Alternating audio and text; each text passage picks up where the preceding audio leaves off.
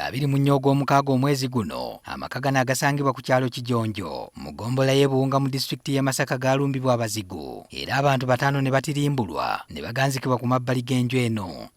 Abaasigalawo babadde bakyalimu ensisi nga n'amaziga tegannabaggwa mu biwanga ate emitima ne gyeyongera okubeewanika olw'abantu ababalumba amatumbibudde ne babakonkona. Omuntu yakonya nzigi emirundi abantu bakonya nzigi emirundi egyasusse mu ina balinga abaagala n'okusamba oluggi bayingira saazadde 7 n'ekitundu ogw'ekiro kya leero bajja ne bakuba n'ebiti ku malaalo bwepu ne muli ebintu babikola bwepu ku malaalo nga bakubako bwepu.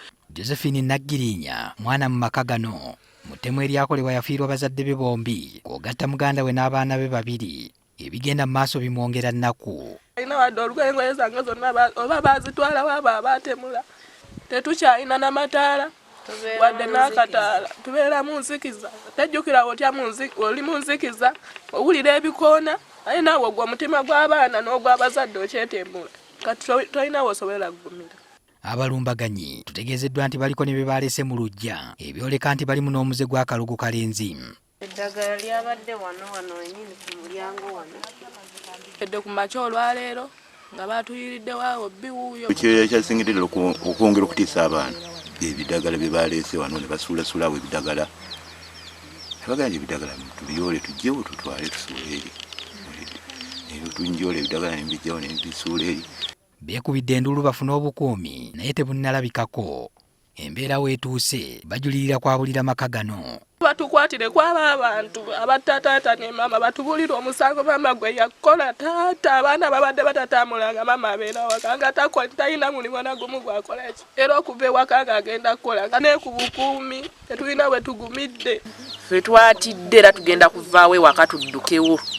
Bano balowooza nti ababalumba bandibanga balina akakwate ku bantu poliisi be yakwata abateeberezebwa okwenyigira mu ttemu eryakolebwa. Waliwo abamu abadda wali n'abo baganda baabo be bakwata bonna kwe bali ku kitundu naye batubeega bakola ki. Ssentebe w'ekyalo Kijonjo James basudde awanjagidde poliisi eyongere okulawuna ekitundu kyabwe okukakkanya emitima gy'abantu. Ku police station e Masaka batuwe eyitemuko ebbanga erimu bangi tebajjagala kyo kimmanyi naye ku lw'obulungi bw'ekitundu tusaba ebe nga batuyamba ejje. Omwogezi wa poliisi mu bitundu by'e Masaka Twaha Kasirye aliko byayogedde ku mbeera eno. Ekituufu kiri nti security gyeri era ekola bulungi omulimu gw'okulawuna ekifo ekyo ekitundu ekyo saako n'ebitundu ebiriraanyeewo.